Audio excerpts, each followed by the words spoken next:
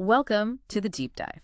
You're listening because you want to get to the heart of big ideas clearly and, well, without getting bogged down. Exactly. And today we're tackling something really fundamental. We are. It's based on some thinking by Claudio Soprano, and it's about, well, how we even talk about things that aren't physical, like Yeah. thoughts. It sounds simple, but it really isn't when you start digging.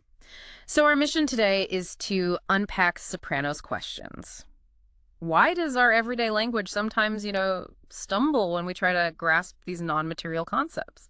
Okay, so Sopranos starts us off with a pretty standard dictionary definition, doesn't he? A thing is usually seen as an inanimate material object. Mm-hmm. Solid physical stuff. Exactly. But then, bam, he hits us with a big question. Yeah. Then what is a thought? And it stops you for a second, right? Because you can't hold a thought. It doesn't have weight. Precisely. It's Yeah. not material in that sense. And this immediately opens up bigger questions, like the ones around idealism. Yeah, the idea that maybe reality isn't just physical stuff, that maybe mind or consciousness plays a more fundamental role. If that's even potentially true, or if there are just aspects of reality that aren't material, how do we categorize them? Sopranos suggest even a word like something feels off. Off, yeah.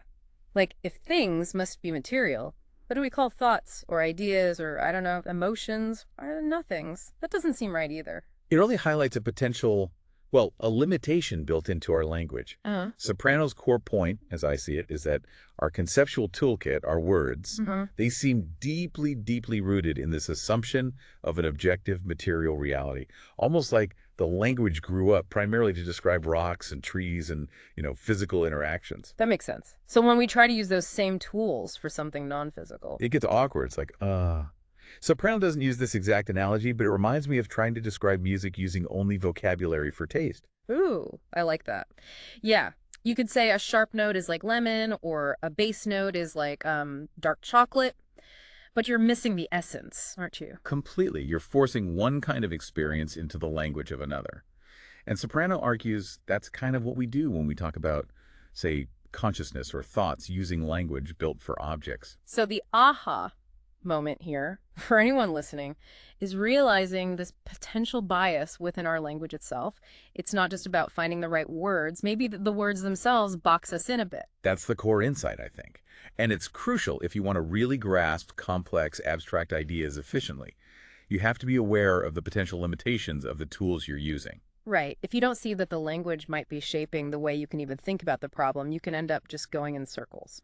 Or feeling like you're missing something fundamental when you discuss these non-physical concepts. Okay, so let's boil it down. Soprano's work really shines a light on how our language, developed largely for a material world, struggles when faced with the non-material, like thoughts. Yeah, the very words we use carry assumptions about reality.